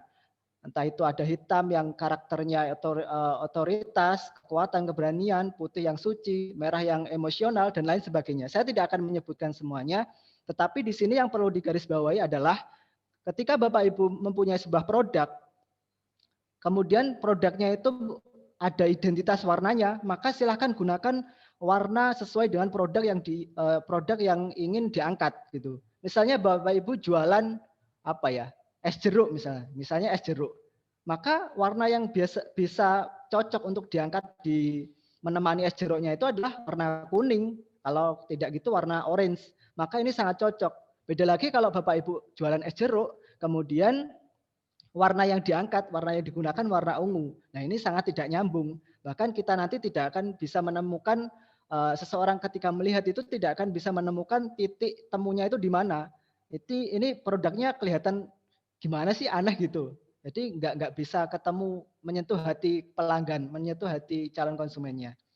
Oke ya, seperti itu. Lalu faktor yang kedua adalah logo. Nah, banyak sekali di antara kita, pelaku UMKM ataupun juga teman-teman kita yang sudah mungkin cukup lancar ya jualannya di media sosial, tetapi banyak sekali dari mereka yang tidak punya logo. Nah, ini merupakan sebenarnya apa ya? Kalau dibilang kesalahan itu tidak, tapi ini kekurangan yang cukup kurang gitu. Jadi logo ini adalah identitas dari sebuah perusahaan itu, sebuah toko itu. Ketika kita punya sebuah perusahaan, maka ibaratkan logo ini adalah wajahnya. Jadi wajah perusahaan itu ya di logo sini. Maka dari itu pentingnya saya tekankan ketika Bapak Ibu semua ingin membranding sebuah produknya ataupun jualannya atau perusahaannya di media sosial, maka jangan lewatkan logo. Nah, logo ini sangat penting. Nah, di sini ada beberapa kategori ya di situ. Ada logo wordmark, yaitu logo-logo yang terdiri dari sebuah tulisan. Di dalamnya sebuah tulisan. Kemudian ada logo abstrak, yang di dalamnya ada simbol-simbol yang dimana sebenarnya artinya pun sebenarnya kita tidak tahu di situ, tidak bisa dibaca dengan jelas, tetapi di dalam situ sebenarnya ada makna-makna terselubung, walaupun maknanya bisa jadi baik. Kemudian ada logo lambang, ini lebih ke seperti sepak bola ya, ataupun klub-klub sepak bola dan juga mungkin instansi-instansi pemerintahan. Seperti itu kan ada beberapa struktur ya di dalam logonya itu ada makna, ada banyak tulisan seperti kayak lambang Pancasila, kayak seperti itu. Garuda Pancasila itu kan juga banyak struktur yang ada di dalamnya. Kemudian logo kombinasi antara font dan juga abstrak seperti itu. Nah, next Mas Khairul. Nah, baik ya. Kemudian Bapak Ibu perlu mengetahui bahwa logo yang baik itu dapat mempresentasikan ya, mempresentasikan makna singkat dari sebuah perusahaan, produk ataupun jasa, kemudian ciri khas visual. Nah, ciri khas visual ini adalah termasuk bentuk dan juga warna. Jadi Bapak Ibu sekalian silahkan mulai saat ini bagi yang belum punya logo, silahkan mulai memikirkan logo yang cocok untuk perusahaannya, untuk UMKM-nya itu seperti apa. Nah, karena ini faktor penting nanti termasuk itu ya social proof-nya dari sebuah Instagram, dari sebuah media sosial kita. Ketika toko itu ada logonya, kemudian ada tema, maka ini akan terlihat profesional sekali. Orang akan punya trust kepada perusahaan kita, punya kepercayaan. Nah, seperti gambar yang di samping ini adalah TVRI, di mana logo itu tidak dibuat sembarangan. Di dalam logo itu ada warna ataupun ornamen-ornamen tertentu yang di dalamnya ada maknanya. Seperti warna biru itu ada, apa nggak kelihatan ini, media pemersatu bangsa. Kemudian logo bulat ini adalah menghubungkan masyarakat Indonesia dengan dunia. Kemudian RI ini memberikan nama yang mengharumkan bangsa Indonesia. Nah, ini adalah makna-makna yang terselip dalam sebuah logo. Karena itu, pentingnya sebuah logo dalam menjadi wajah sebuah perusahaan itu adalah sifatnya wajib. Ya, jadi Bapak Ibu silahkan setelah ini bagi yang belum menentukan logonya, silahkan ditentukan logonya. Lalu cara membuat logo itu seperti apa? Sebenarnya kalau cara membuat logo ini sebenarnya metodenya banyak sekali. Ataupun biasanya sekelas orang profesional kayak gitu ya. Untuk membuat sebuah logo, dia itu harus menganalisa dulu tentang nanti bagaimana skalanya usahanya itu, skala besar atau kecil, kemudian bagaimana pembagian target marketnya, lalu bagaimana distribusi channelnya dan lain sebagainya. Itu sangat disifati kompleks. Maka dari itu biasanya ketika Bapak Ibu tidak bisa membuat logo kemudian mempercayakan kepada seorang desainer yang sudah ahli dalam logo, biasanya memang harganya itu tidak dibilang cukup murah. Biasanya bisa mahal, bahkan sampai sangat mahal. Karena itu memang di dalam logo itu ada sifat-sifat yang tentunya sangat khusus ya. Nah, satu hal yang perlu Bapak Ibu beri catatan bahwa ketika Bapak Ibu ingin membuat sebuah logo ya misalnya sudah bisa buat sendiri, maka jangan sampai hal yang perlu diperhatikan adalah jangan sampai Bapak Ibu mengambil sebuah ornamen-ornamen ataupun bentuk-bentuk yang ada di internet kemudian digabungkan menjadi satu di dalam sebuah logonya, kemudian dikasih nama untuk brandnya sendiri, kemudian diakuisisi menjadi sebuah ini ada logo perusahaan saya. Maka ini adalah sesuatu hal yang paling berbahaya. Karena apa? Ketika Bapak Ibu mungkin mohon maaf jika UMKM mungkin masih jualannya skala kecil gitu ya, maka dengan mengambil sebagian ornamen untuk logo itu di internet itu sebenarnya tidak terlalu masalah karena memang skalanya masih kecil. Tapi kalau Bapak Ibu ingin membranding sebuah perusahaannya itu menjadi besar, maka logo itu harus dibuat sendiri dan tidak boleh mengambil hak cipta orang lain di internet karena itu nanti bisa jadi kasus. Salah satu contohnya yang terjadi itu adalah kemarin itu geprek bensu. Nah, kalau Bapak Ibu mengikuti sebuah berita, bahkan Ruben Onsu itu ya sempat dipermasalahkan dengan logonya, logo ayamnya itu karena ternyata didapati bentuk ayamnya itu sama dengan uploadan ataupun downloadan di sebuah situs free pick yang dimana di situ dibuat orang lain dan diakuisisi menjadi sebuah logonya dan itu sampai berujung ke persidangan dan mungkin denda dan lain sebagainya. Maka ini sangat berbahaya sekali. Oleh karena itu Bapak Ibu silahkan buat logo tetapi tetap hati-hati dan tidak boleh plagiasi dalam pembuatan logo. Nah, ini yang lanjut adalah tema Tuibon ya. Dari penyusun tema yang ketiga adalah Tuibon ataupun templates. Ya, seperti pada umumnya ya, gambaran agar fit kita ini lebih rapi, maka kita perlu adanya Tuibon ataupun template. Nah, ini seperti pada gambar ada 4 ya, ini ada 4 media sosial yang berbeda. Antara atas dan bawah ini memiliki karakter, ada sesuatu objek ataupun karakter yang sifatnya sama. Contohnya warna merah yang atas dan warna merah yang bawah. Warna gold, kemudian juga warna gold. Warna hijau juga ada warna hijau. Dan ada ornamen-ornamen tambahan. Maka ini sangat penting. Tuibon ini adalah kuncinya agar Instagram kita terlihat profesional di postingannya. Oke, next, Mas Khairul.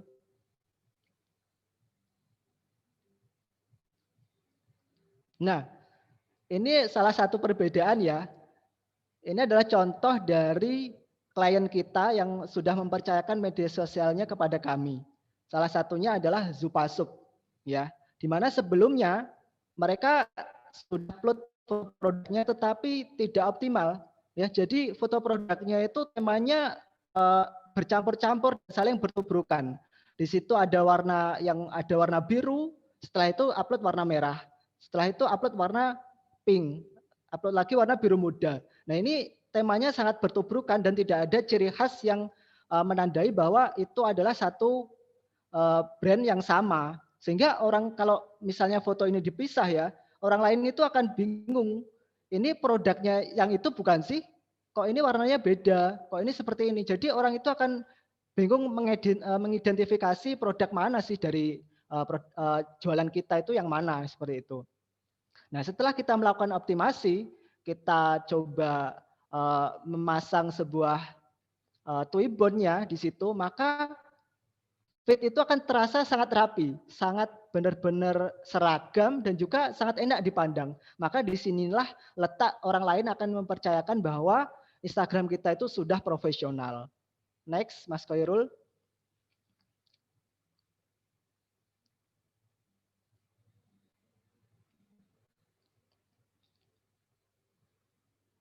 Nah, ini kelihatan enggak ya?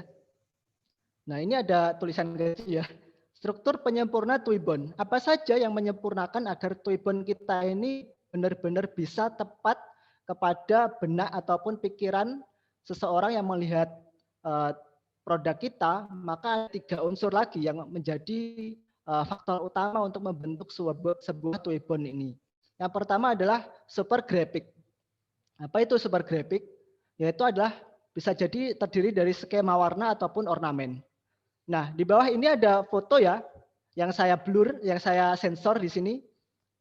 Ada plang di samping jalan itu ada plang A dan juga plang B. Sekarang saya tanya Bapak Ibu sekalian, kira-kira plang A ini sebenarnya brandnya siapa? Ada yang tahu enggak? Alfamart. Alfamart. Oke, Alfamart ya. Oke, yang A Alfamart. Kemudian yang B, ada yang tahu? Yang B apa? Indomart. Indomart. Baik ya.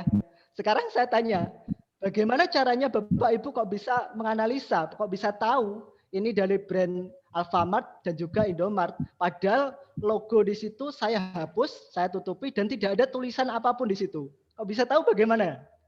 Dari Jiwan sampai Madiun itu ada 5 Alfamart. Gitu ya. Dari Jiwan sampai Madiun ada 5 Alfamart. Oke.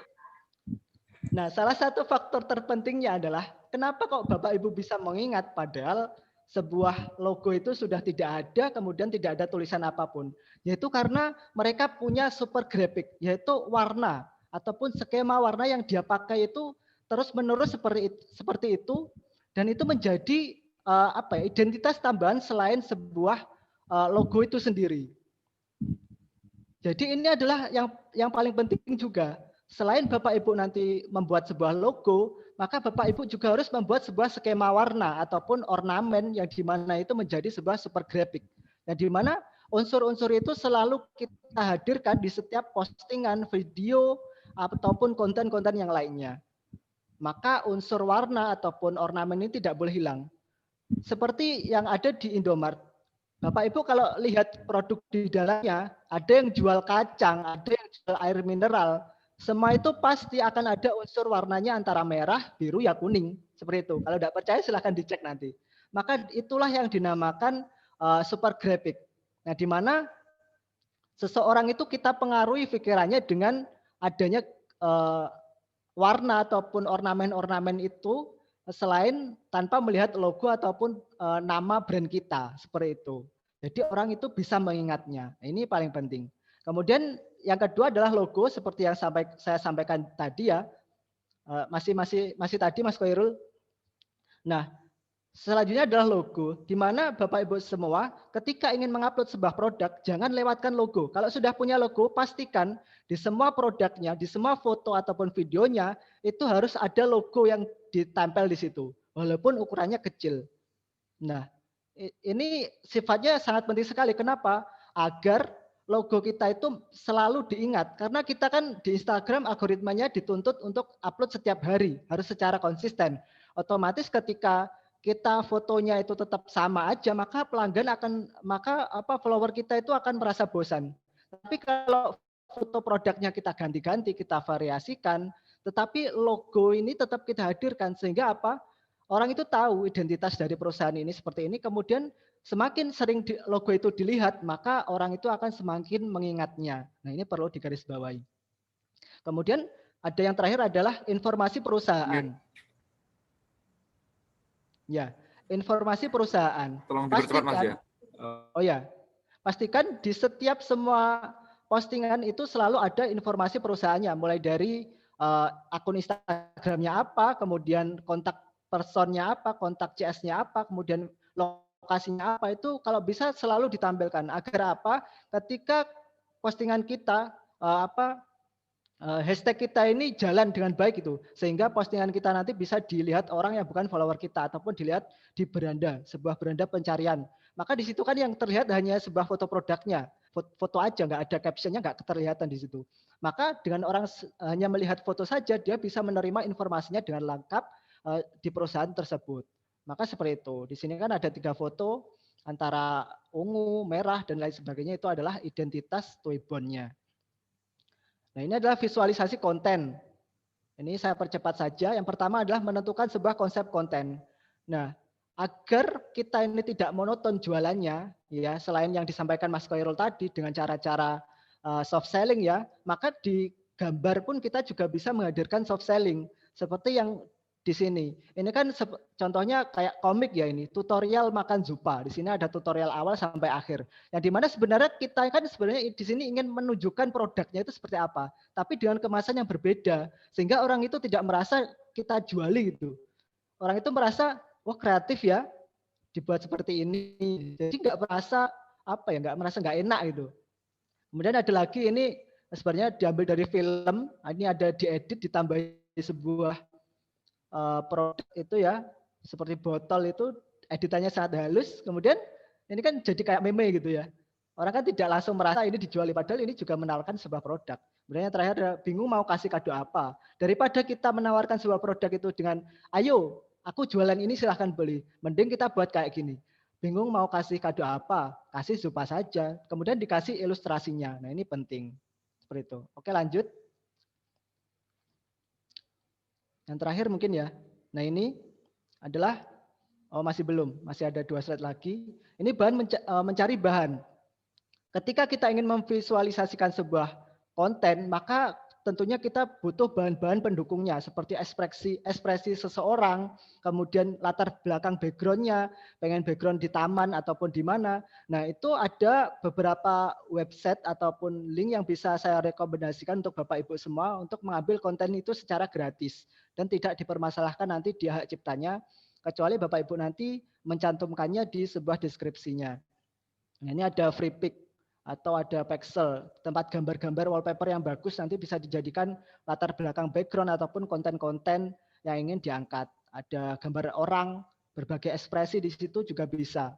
Nanti tinggal digabungkan dengan diedit ya, tinggal skillnya nanti seperti apa. Oke, yang terakhir. Nah, masalah terpenting adalah mengkombinasikan sebuah font. Ya, bagaimana kita mengatur komposisi sebuah font itu agar tetap enak dibaca itu.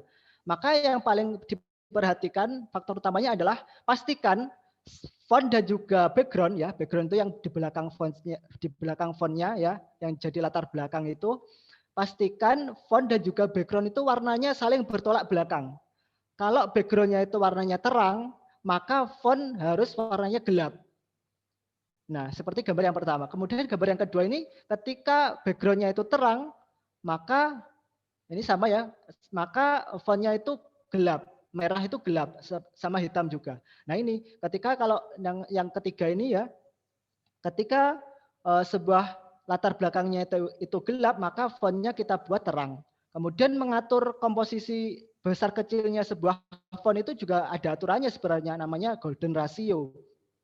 Namun itu nanti terlalu panjang nanti kalau saya jelaskan. Yang penting di sini pastikan judul itu terdengar terlihat jelas ya. Judul itu nanti tampak dengan jelas, kemudian deskripsinya itu lebih kecil aja, biar orang itu bisa fokus pada gambarnya, fokus pada tulisan seperti itu. Nah, mungkin kurang lebih itu yang mengatur komposisi sebuah font. Kemudian terkait tema dan juga yang lainnya, saya pikir sudah cukup kompleks yang saya sampaikan. Mungkin Bapak Ibu sudah pernah melakukan trik seperti ini, tapi yang belum silahkan nanti dicoba. Mungkin itu saja yang bisa saya sampaikan ya, saya kembalikan kepada moderator.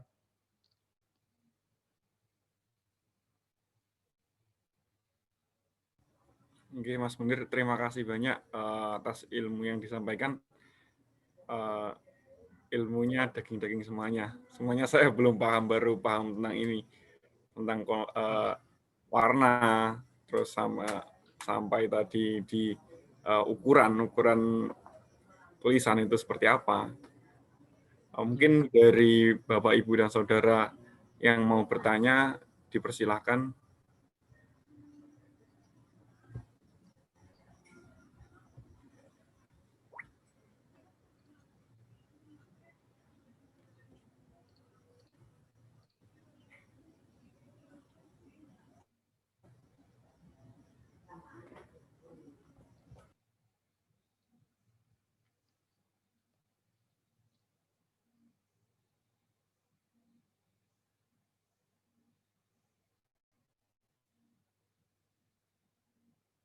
Loh, ini ada dosen saya ternyata di sini. Aduh, saya jadi sungkan. Bapak Albert. Terus gentang ya. Ini dosen saya di Poltek ini waktu kuliah. Dosen favorit ya, Mas? Oh iya. Gentang. Pengalaman bisnisnya ya. Baru nyadar, Mas. Belum scroll tadi baru lihat. Gil, ada alarm nggak, Mas? Gimana? Ada alarm nggak, Mas Agil? Alarm buat bangunin yang punya mati-mati itu. Takutnya nggak ada orang. Wah, saya tanggapin serius loh, Pak Wadal. Iya. Mungkin pertanyaan atau mungkin sudah jelas ya. Kalau ya, mungkin apa langsung lanjut, Mas Munir? Oke ya. Ini lanjutnya Mas Khairul lagi nih kayaknya. Oh, Mas Khairul. Iya. Untuk saya sampaikan dulu untuk materi selanjutnya itu ada kurva media untuk sesi 3-nya, kurva media, dan nanti ada tanya jawabnya juga. Mungkin dari perwakilan Mas Khairul atau Mas Munir, silakan. Monggo. Baik, insya Allah dari saya dulu nih. Mohon izin Bapak Ibu, saya mau sharing tentang kurva media. Jadi saya dan Mas Munir ini punya startup namanya Kurva Media, Social Media Care dan Digital Marketing. Sementara kami fokus dulu kepada pengelolaan dan perawatan sosial media. Bagaimana membuat konten, bagaimana copywriting yang menarik, bagaimana membuat desain yang eye-catching, membuat desain yang menarik. Dan ini saya baru dapat WA dari salah satu klien kami.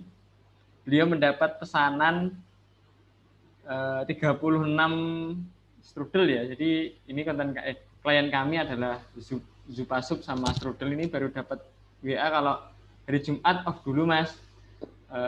Overload, tenaganya nggak nyukupi buat bikin produknya. Nah, ini salah satu jasa kami adalah menaikkan melalui sosial media produknya tersebut. Ini alhamdulillah ada klien yang sampai overload, tenaganya nggak nyukupi. Saya mulai dulu. Bismillahirrahmanirrahim. Siapakah kami? Saya dan Mas Munir dan tim yang lain, ada beberapa tim yang lain, tapi kami adalah yang menggerakkan yang utama. Kurva Media adalah tim yang membantu optimasi sosial media Anda. Kami fokus mengonsep, mendesain, dan secara profesional mengelola konten untuk menarik calon pembeli atau target pasar akun Anda. Nah, jadi Bapak-bapak dan Ibu-ibu, kalau realnya, jadi McD, geprek juara, ayam panggang Banjarrejo, itu ada tim khusus, ada orang khusus yang mengelola sosial media mereka. Jadi mereka terima jadi aja pelanggannya. Nah, termasuk ada beberapa rumah makan di Ponorogo itu yang saya tangani juga. Itu mereka itu menyewa, bukan menyewa ya, bekerja sama dengan kami, kemudian ke depan sosial medianya kami pegang dan kami kelola. Untuk apa? Kalau misalkan Bapak Ibu punya usaha yang sudah jalan, ketika ada sosial media yang terkelola itu stabil. Dan kalau misalkan Bapak Ibu punya produk atau jasa dan belum jalan maksimal, itu dengan perawatan sosial media, insya Allah citra profesional itu lebih tertata. Itu dulu. Berikutnya adalah, sebentar. Nah ini, apa peran kami? Yang pertama ada desain tampilan, kemudian pengelolaan sosial media secara detail, mulai dari caption, mulai dari fitur dan spesifikasi produk, kemudian ada interaksi sosial media. Kami juga bisa share di marketplace. Ada juga kami bisa membantu untuk jadi customer service. Bagaimana mengarahkan pelanggan ketika ngechat kita itu sampai closing. Nah, itu bisa kami arahkan, bisa kami pandu. Nah, yang ingin kami capai adalah eksistensi perusahaan di sosial media meningkat. Produk Bapak Ibu ketika kami kelola, insya Allah bisa naik pamornya, bisa lebih terlihat profesional seperti itu. Yang kedua, konten terkelola dengan sangat baik. Tadi sudah Mas Munir sudah lebih menjelaskan ya perbandingan ketika klien kami sebelum dikelola dan setelah terkelola itu citranya lebih naik. Mencitrakan perusahaan yang profesional, dan yang terakhir adalah pelanggan puas dengan kenaikan omset penjualan.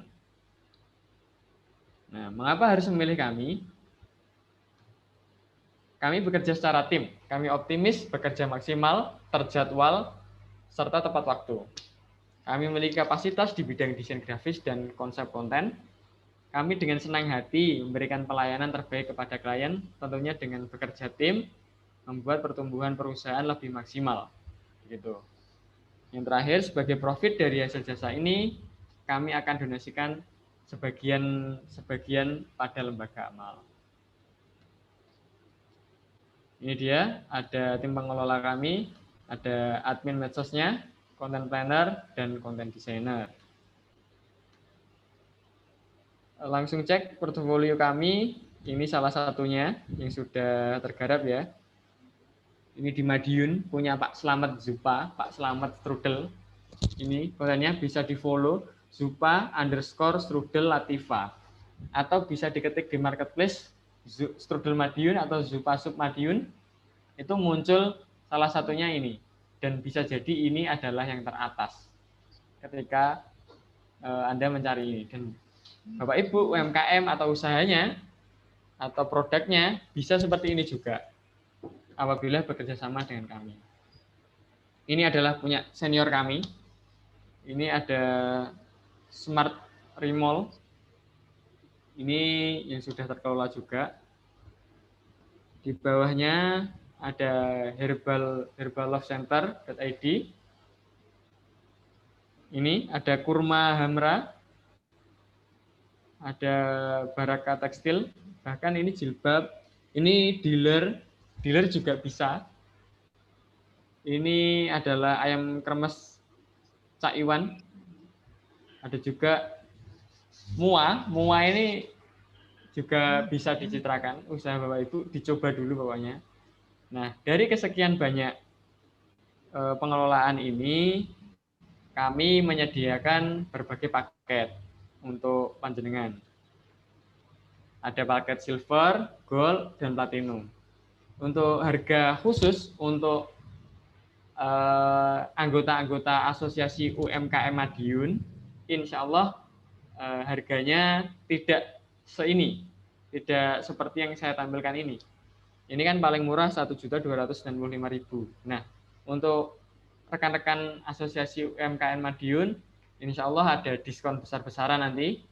Silahkan bisa menghubungi saya, Mas Agil, Mas Munir, atau Pak Beni untuk info lebih lanjut berapa diskonnya untuk pengelolaan sosial media asosiasi UMKM.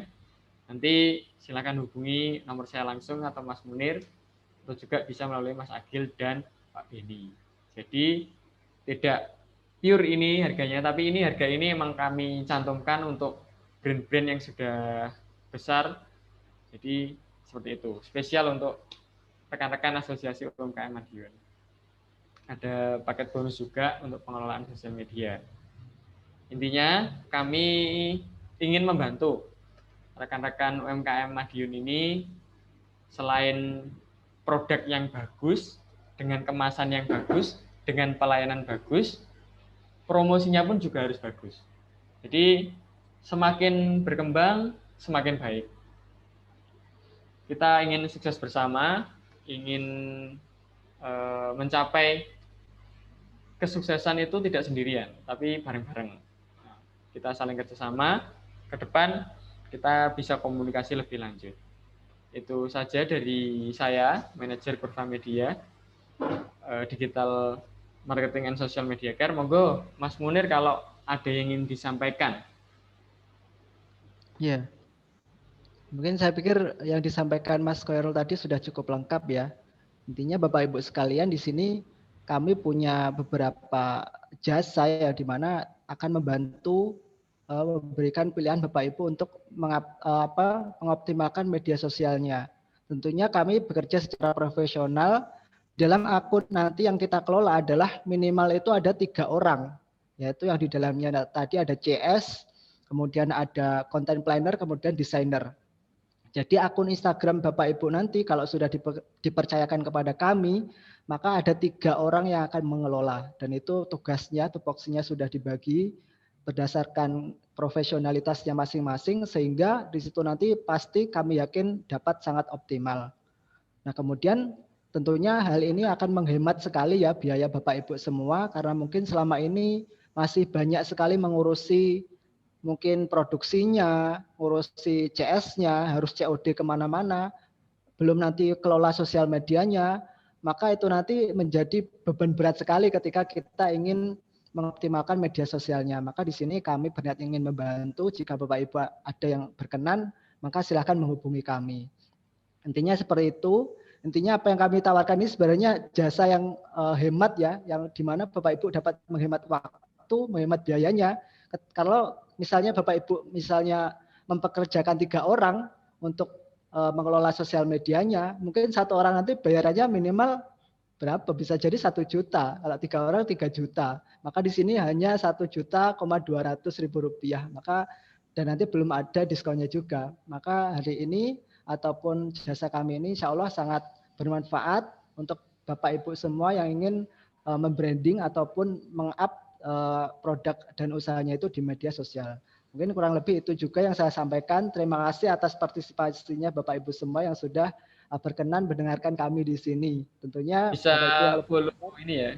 Bisa follow kami untuk tips-tips bagaimana berjualan melalui Instagram dan sosial media. Akun kami Kurva Media, bisa dicek di Instagram. Insya Allah di sana ada tips-tips dan kami rutin posting setiap hari. Ada tips, ada juga motivasi pengusaha. Bisa dicek di Instagram Kurva Media. Silakan di follow. Ya mungkin itu ya. Monggo saya kembalikan lagi kepada Mas Moderator gitu. Terima kasih Mas Koirul sama Mas Munir. Saya kasih waktu 1 pertanyaan dulu. Mungkin dari Bapak Ibu dan Saudara mungkin ada yang bertanya. Saya persilakan dulu.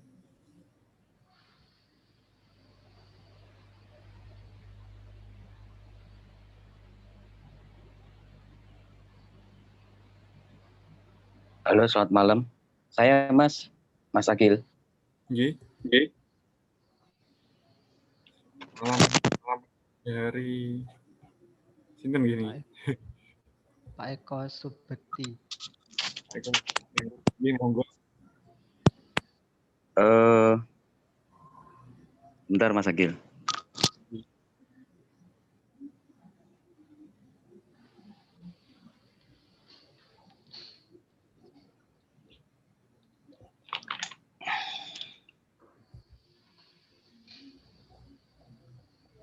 Ya Mas Agil, Iya, monggo. bisa Silakan. dengar suara saya? Dengar.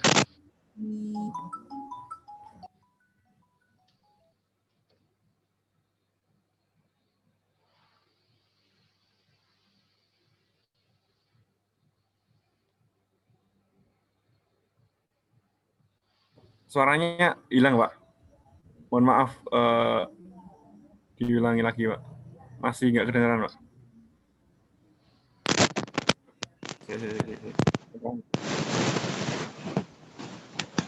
Sudah Mas?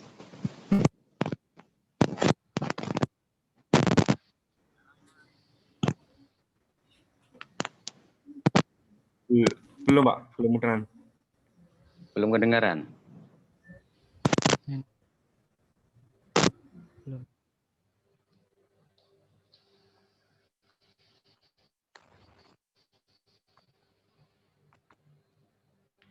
Halo? Iya, Pak. Sudah kedengaran. Nggak kedengeran? Sudah, sampun. Sudah Mas. Masuk Mas? Sampun, Pak. Sampun, Pak. Sampun. Saya ulangi lagi Mas ya. Jadi waktu hari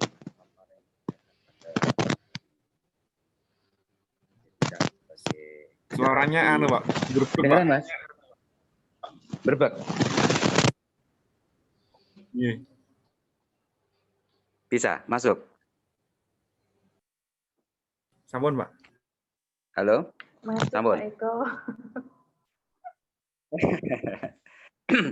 Ya, intinya gini Mas Agil, Mas Koirul, dan Mas Munir ya. Jadi saya sangat senang sekali sebagai generasi baby boomers ya, generasi yang dulu tahun 60-70-an mendengar paparan-paparan yang disampaikan oleh generasi-generasi milenial pada saat sekarang. Rasa-rasanya kita ini kalau nggak mengikuti perkembangan zaman atau tidak teachable kepada generasi milenial nggak akan pesat lah usaha kita. Yang ingin saya tanyakan Mas tentang kurva media yang silver 1.295 dan nanti katanya kalau untuk asosiasi anggota UMKM, asosiasi anggota akan ada potongan. Nah itu berapa lama Mas pengerjaannya Mas? Jadi mungkin tolong dijelaskan kalau kita misalnya ambil paket yang paling murah tadi 1.295 itu bagaimana itu prosedurnya? Kira-kira bisa dijelaskan Mas? Terima kasih. Itu aja dulu Mas. Baik, terima kasih Bapak Eko atas pertanyaannya. Saya jelaskan dulu. Ini saya share screen ya. Untuk silver ini ada 30 konten. Sebentar. Ada 30 konten feed. Ini bisa diposting mau 2 hari sekali, setiap hari, 3 hari sekali bisa. Jadi tergantung bagaimana klien kita. Misalkan pengen sehari sekali bisa. Kemudian ada 5 konten story. Ini highlight-nya. Tapi kami biasanya dengan sukarela itu kalau ada yang testimoni atau pengen dibikin story itu kami bikin story. Jadi lebih gitu. Ini gitu Pak. Jadi tergantung kita Mas ya. Kalau misalnya postingnya dari 30 konten, postingnya sehari sekali, berarti nanti kalau sudah mencapai berarti kalau sehari sekali 30 konten, 30 hari sudah selesai 1 bulan ya Mas ya, paket itu.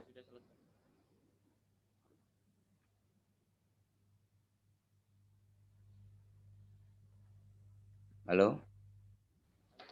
Pak. Putus ya Mas Khairul Jadi kayaknya. kalau Hilang Khairul ya suaramu. ini. Oh, suaraku hilang.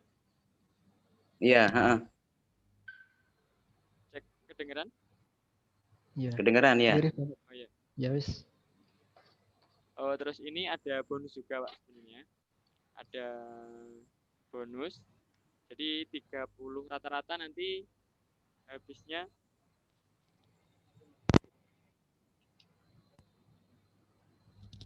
cek sudah jelas? Iya. Sudah jelas. Jelas. Kurang lebih habisnya habis konten silver itu kira-kira ada 36 ya. 36 Oh, hari ya. jadi selesai untuk silver Pak. Oke. Itu kalau sehari sekali posting ya Mas ya. Iya betul Pak. Kalau nanti misalnya kita milih yang 2 hari, berarti nanti kurang lebih 15 hari ya selesai ya.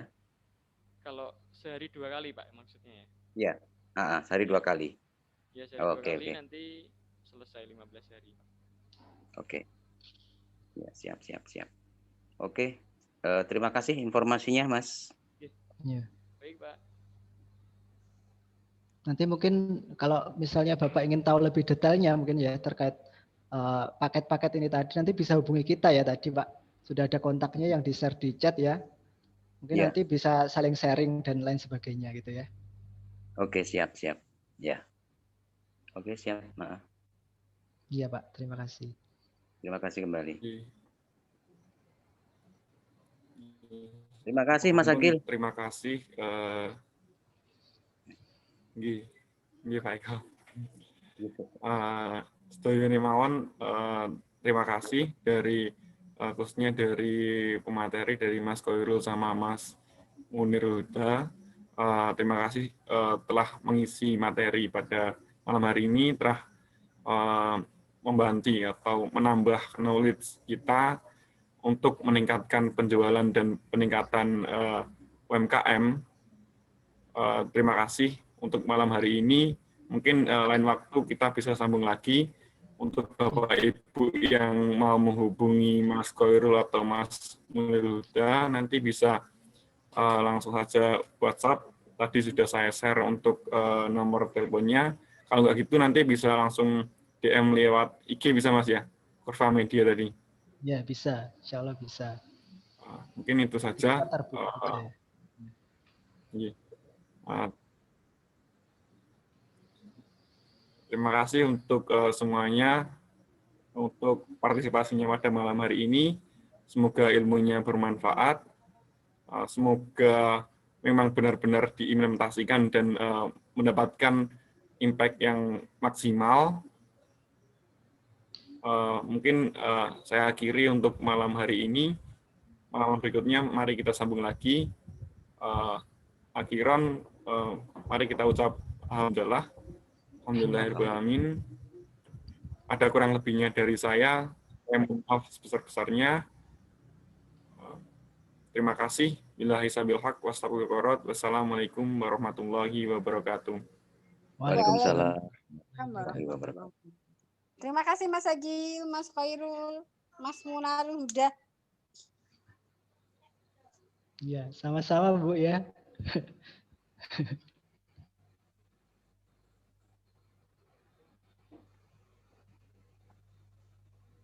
Baik, kita tutup ya, Mas Mbak. Assalamualaikum. Waalaikumsalam. Waalaikumsalam. Wabarakatuh.